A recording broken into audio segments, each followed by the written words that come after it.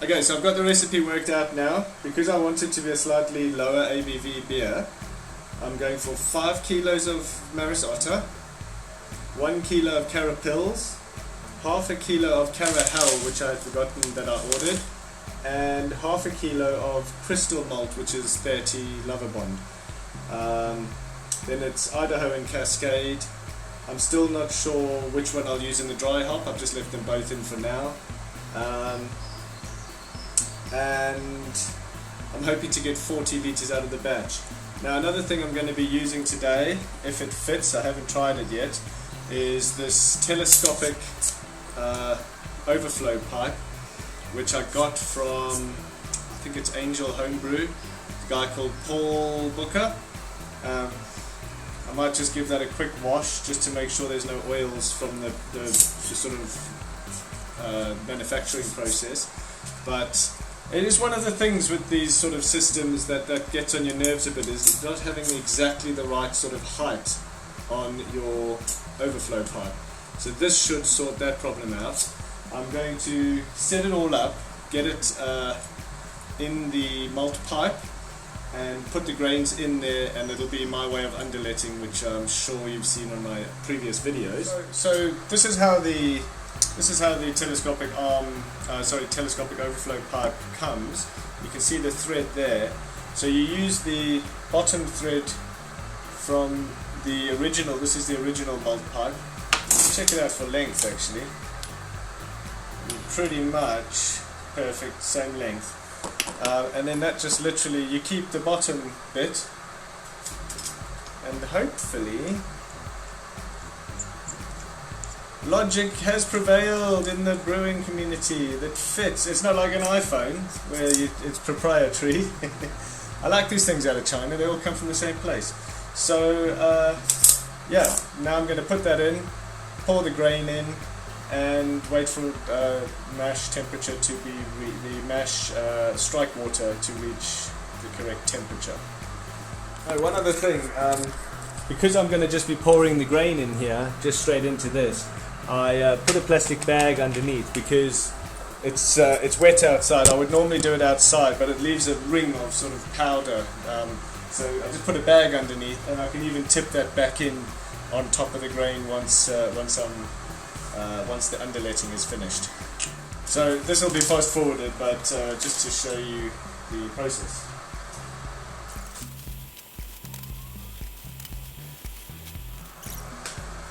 And then that's the pale crystal, so I'm going to put half a kilo in, but I'm just going to estimate what half a kilo is. Another good thing is it doesn't 100% fit, but this plastic thing on here, oh, it does actually. Well, it fits all right. You can see it's not fully on, but it's on enough to block anything, any of the grains going in through there at the beginning.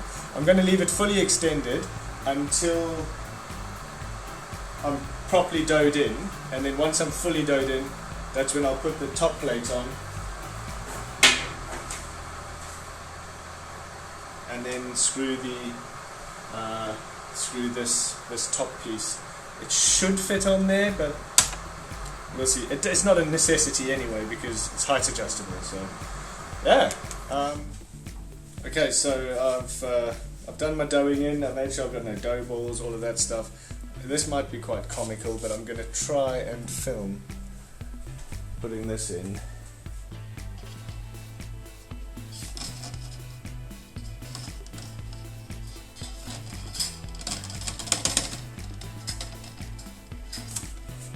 That just fits.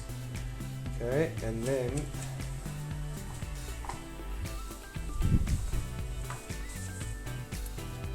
try and get this on. Does it work?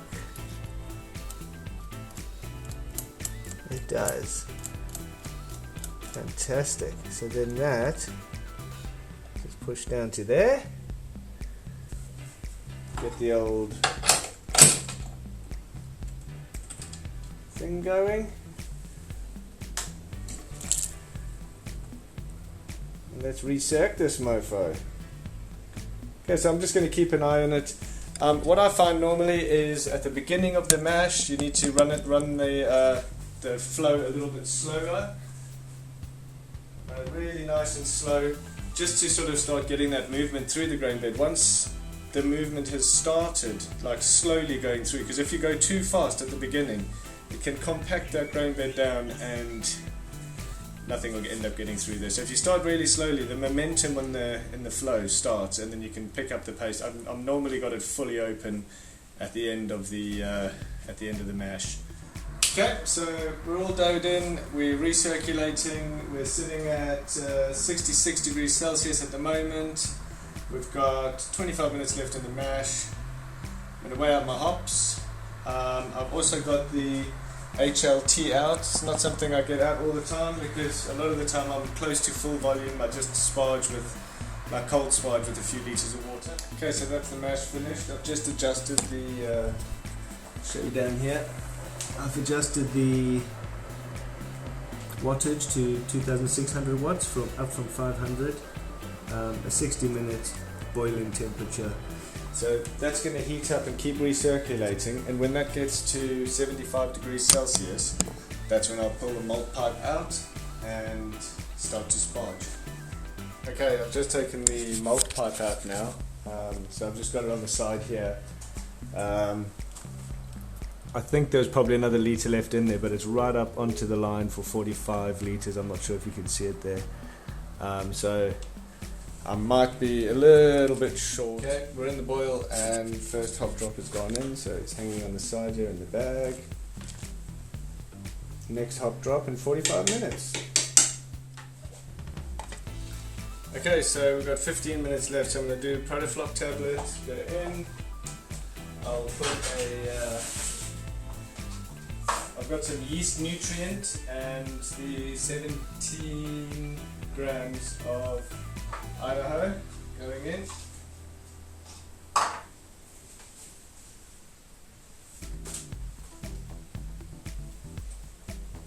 And I've got another hop drop at 5 minutes.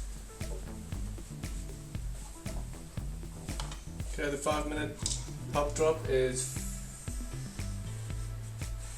42 grams of Cascade.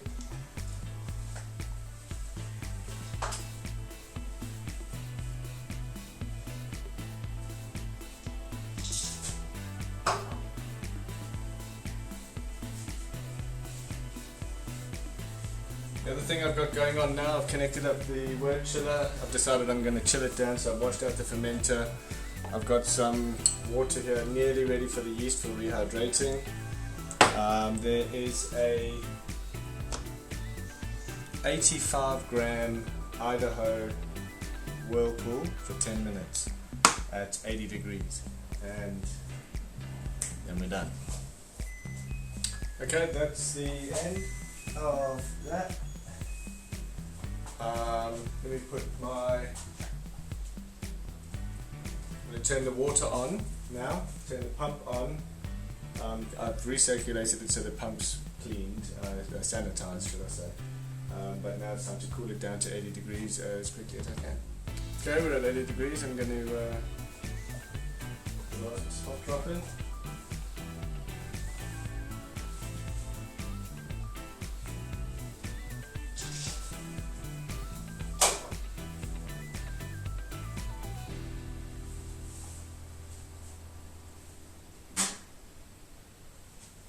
You actually feel the water is really quite hot coming out of this hose pipe, so I've got the flow quite slow. I'll just turn it off now that it's at 80, and then I'll turn it back on after it's had its 10 minutes. So I've done a gravity reading. This is from about 10 minutes before the end of the boil. Check the colour on that, looking great.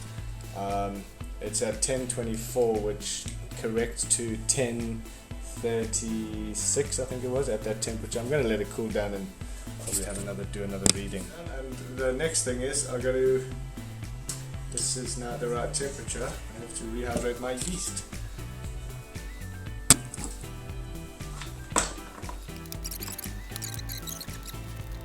So I'll leave that probably about 45 minutes, maybe an hour, depending how long it takes for the rest of this to complete. And I'll pitch it when it's down to temperature. There it goes into the old fermenter. Nice aeration on that bad boy. And yeast is nicely, let me show you the yeast as well. There's our yeast, looking ready for some action. Nice, happy rehydrated yeast. I think I might have got a lot more volume than I expected. So this thing's saying I've still got 20 litres left, and I must be on 25 litres already, so I can't even put 45 litres in this thing.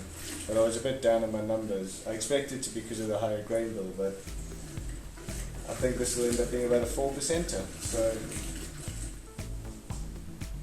hey guys, sorry about the darkness. I'm going to take you in here in a minute. Another thing I bought from Angel Homebrew was a spunding valve, because I want to try and do some fermentation under pressure. So I've fitted it to the fermenter. Now let me see if I can get some light here. If you look here, it's not quite reading anything yet. I've only had it connected for about half an hour. I don't know how long it'll take to get to sort of a couple of PSI, but I've had to, because of the fitting here, which is a screw-in fitting, I've attached it to one of these and then a carbonation cap, and then I've got these onto the tri-clamp. So I'm not sure if I have got it quite, I mean, it feels as though this pipe has got a bit of pressure in it now, which is probably not a bad thing, and it looks like the lid has started to bow a little bit, which to me means I think we're on the right track. It should hold pressure, probably not a lot, but I'm just thinking a couple of PSI. If I get a couple of PSI of pressure, then we're fermenting under pressure. We're keeping all that CO2 in there, we're not wasting it. Hopefully it'll go into the beer itself. So here we go. The first pour. I'm not sure if it'll be fully carved yet, but and it might not be 100% clear. It's only been in the keg a few days.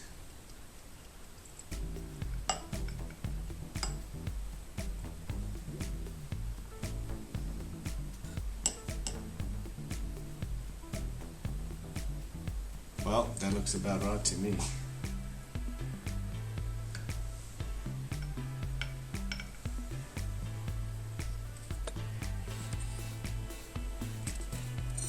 Not clear by any stretch of the imagination, but I'm pretty sure that will happen. That will happen in its own time.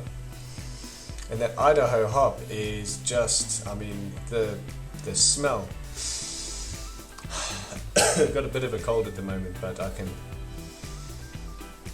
smell that straight through it. I mean, there's a real sort of granadella, what do you call it, a passion fruit sort of smell to it.